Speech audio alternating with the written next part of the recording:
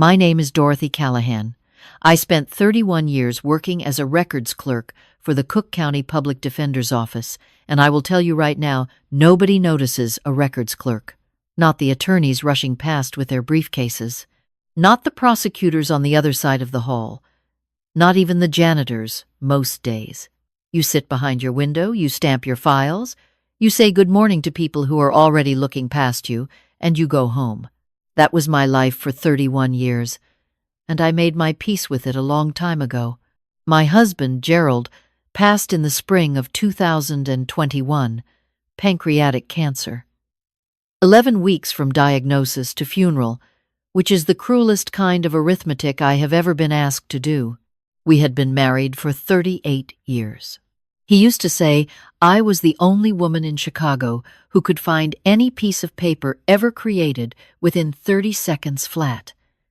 He said it like it was the most impressive thing in the world. Gerald had a gift for making ordinary things sound like miracles. After he was gone, I could not stand to be in that house at night. The quiet was a different kind of quiet than I had ever known. Not peaceful, not restful, just empty. So, when my supervisor, Marlene, asked if anyone wanted to pick up evening shifts to cover a staffing shortage, I said yes before she finished the sentence. Evening shift meant leaving the building at 10:15 at night, sometimes 10:30. The parking garage on Dearborn was only 2 blocks away, but after dark, 2 blocks in that part of the city felt like something you thought about carefully. That was when I started calling for Raymond. The car service the county used had a driver named Raymond Wells who worked the evening circuit downtown. He was a quiet man, maybe 55, with close-cropped silver hair and the kind of steady hands you notice when someone passes you change or holds a door. The first night he drove me, he didn't say much. Neither did I. But at the end of the ride, when he pulled up to my building on Maple Street, he got out and waited on the sidewalk until I was inside the lobby. I watched him from the elevator. He didn't leave until he saw the doors close. I thought about that all the way up to the 14th floor. The next week, I brought him coffee. A thermos from home. I knew he had another 2 hours on the road after he dropped me off, and the nights had turned cold the way Chicago nights do in October, suddenly and without apology. He looked at the thermos for a moment, like he wasn't sure what to do with it. Then he said, "Thank you, ma'am," and set it carefully in the cup holder like it was something fragile. After that, it became our routine. Every Thursday evening that was my latest shift, I would bring a thermos of coffee. Sometimes I added a slice of whatever I had baked that week. He told me once quietly that his daughter used to bake on Sundays when she was still speaking to him. He didn't explain further, and I didn't ask. Some doors you don't push. He was observant in the way that people who drive for a living become observant, always checking mirrors, always noting what was out of place. He once told me he could tell whether someone had been followed on foot by the way they walked to the car. I thought he was exaggerating. I didn't think so later. My building on Maple Street was a 14-story mid-rise, the kind built in the late 70s that felt solid and unremarkable. I had lived there for 6 years, since Gerald and I sold the house in Evanston after our younger son moved out. The neighbors on my floor were people I recognized but didn't truly know. The couple in 14B who ordered food delivery every single night. The young man in 14E who kept unusual hours and never made eye contact in the hallway, and the man in 14A, directly across from my unit. His name, I would later learn, was Dennis Pratt. At the time, I only knew him as the neighbor across the hall. Heavyset, mid-50s, always in a gray zip-up jacket. He said hello in the elevator sometimes, in the slightly too friendly way of a person who wants you to think of them as harmless. I returned the hello and thought nothing more of it. That is what I want you to understand. I thought nothing of it. When someone works hard to appear unremarkable, they usually succeed. I had been on the evening shift for about 4 months when I started noticing things at work that made me uneasy. The public defender's office maintains records going back decades. Part of my job was cross-referencing case files when attorneys needed background on older precedents. In late November, I was pulling archived materials for a young attorney named Bryce, who was working a civil rights claim involving wrongful detention.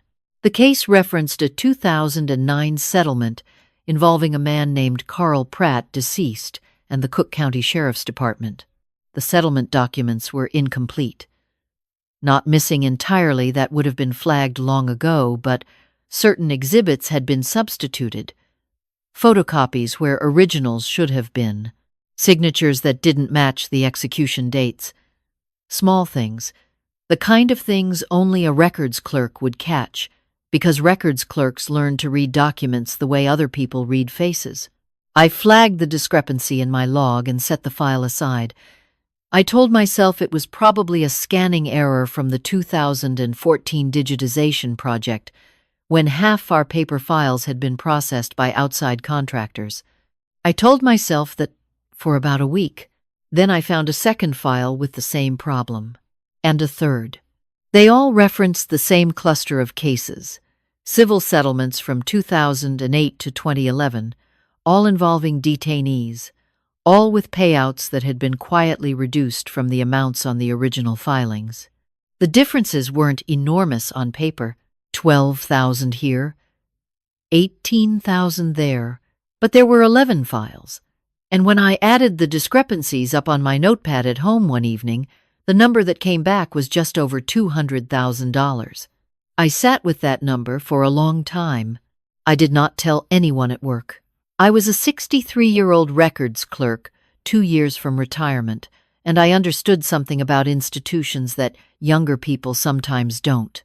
They protect themselves first and always. I took careful notes. I kept copies of nothing at the office because I had no way to know who might have access to my desk. What I did instead, which I now understand was not smart, was write my observations in a small spiral notebook that I kept in my kitchen drawer at home. I know. But I want you to understand how alone I felt with this information. Gerald would have known what to do. Gerald always knew what to do. Without him, I was making decisions in the dark. The Thursday after I found the third file, Raymond picked me up at the usual time. It was December by then, the kind of cold that makes the city look smaller than it is. Everyone pulled inward under their coats. I handed him the thermos. He nodded and pulled into traffic. We were about 6 minutes from my building when he passed the Maple Street turn. I looked up from my phone. "Raymond, you missed the turn." He didn't answer right away. He checked his mirror, not the rear view, the left side mirror, and then said, "I need you to stay calm, Mrs. Callahan." I felt something change in my chest. Not panic yet. Something quieter and more careful than panic. "What's happening?" "The man who lives across the hall from you." He said it without looking back. "I've seen him 3 times in the last 2 weeks. Sitting in a dark blue Buick on your block. Engine running. Watching your building." I said Dennis. I don't know his name. Heavy set, gray jacket, older model Buick, Illinois plates. He changed lanes smoothly. First time I thought nothing of it. Second time I paid attention. Third time was tonight. He was parked when I turned onto your street to pick you up, and he was still there when I came back around to check. My hands were cold despite my gloves. "Why didn't you say something?" "I wasn't sure," he said. "I needed to be sure. Tonight I am sure. I want to tell you that I handled this with great composure. I want to tell you that I calmly assessed the situation and responded with wisdom. What actually happened is that I stared out the window at the passing streetlights for about 45 seconds, and then I said, 'I think I know why.'" Raymond drove me to a Marriott on Michigan Avenue. He walked me inside himself, spoke to the front desk clerk, and waited until I had a room key in my hand. Before he left, he stood in the lobby and said, "Is there someone you can call?" I thought about my older son Marcus, who lived in Indianapolis. I thought about my sister Renee in Atlanta. I thought about Bryce, the young attorney whose case had started all of this. Yes, I said, there is. I called Bryce from the hotel room at 11:15 that night. He answered on the third ring, sounding like someone who worked too many hours and slept too few. I told him everything: the files, the substituted documents, the settlement discrepancies, the notebook in my kitchen drawer. There was a long silence on his end. Then he said, "Mrs. Callahan, don't go home." I told him I was already at a hotel. Another silence. "How did you know to leave?" "My driver noticed something," I said. And then I sat down on the edge of the hotel bed and felt the full weight of what had been happening around me without my knowledge. What came next belongs partly to Bryce and partly to the two investigators from the state's attorney's office who met with me the following morning in a conference room that smelled like burnt coffee and ambition. I gave them my notes from memory. I had not brought the notebook, which was both a problem and, as it turned out, part of the solution. Dennis Pratt was the nephew of Carl Pratt, the man named in the 2009 settlement. Carl had died in 2019, never knowing that his settlement had been quietly adjusted downward by a paralegal named Howard Getz, who had been skimming the difference across 11 cases with the cooperation of a filing clerk who had since retired to Florida. Dennis had stumbled onto this information while sorting his uncle's belongings and had spent the better part of 2 years quietly trying to locate the original documents, the ones that would show the full settlement amounts, because he believed, correctly, that his uncle's estate had a claim to the difference. He had not been watching me to harm me. He had been watching me because someone inside the office had told him I was the clerk who had been flagging the discrepancies. He wanted to know what I knew before I reported it. He wanted, I think, to ask me for help. He had simply gone about it in the most frightening way imaginable. That does not mean his behavior was acceptable. Parking outside someone's building in the dark and watching their door is not the behavior of a man with peaceful intentions, regardless of his reasons, and the investigators made that clear. He was questioned. His access to certain people was restricted while the larger fraud case was built. Howard Getz and the retired clerk were indicted in March. The 11 families whose settlements had been reduced were notified and a restitution process was opened. I did not see most of that unfold from the inside. By February, I had submitted my retirement paperwork 2 years early because I had learned something about institutions that I had always half known but never fully faced. They will protect themselves. Sometimes that protection extends to you, and sometimes it doesn't. I had spent 31 years believing I was protected. I was wrong. And a quiet man in a car noticed something I couldn't see, because I had never thought to look. I told Bryce, the last time I saw him in the office, that I was leaving. He looked genuinely distressed. He said, "We need people like you here." I appreciated that. I did not change my mind. What I want to tell you about Raymond is this. The day after the hotel, I called the car service and asked for him specifically. He answered, which surprised me. I had expected to leave a message. I told him what had been happening, what I had found in the files, what Dennis had actually wanted. There was a pause on the line. He said, "I'm glad you're safe." I said, "I'm glad you pay attention." Another pause. Then he said, "My daughter called me last night." I didn't say anything. I just waited. "First time in 3 years," he said. "I don't know what made her call. I don't know if it sticks. But she called." I thought about what he had told me months before, that his daughter used to bake on Sundays.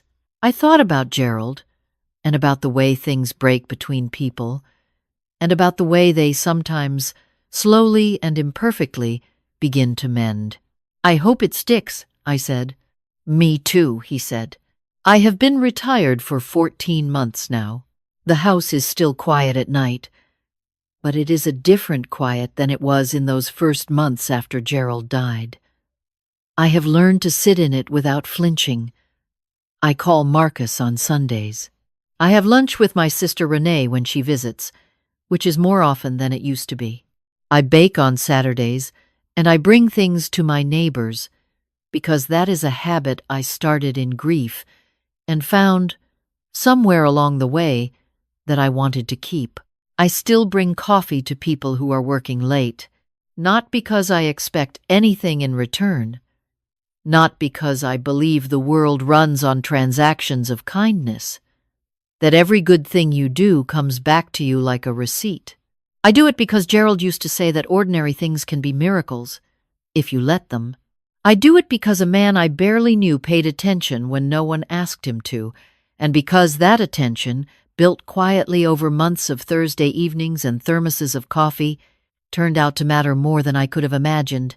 Be kind, because it is the right size for a human life, not because it guarantees anything, not because the world owes you a return on your investment. Be kind, because it is what decent people do when nobody is watching. And sometimes, without your knowing it, someone is watching not to harm you, but to make sure you get home safe.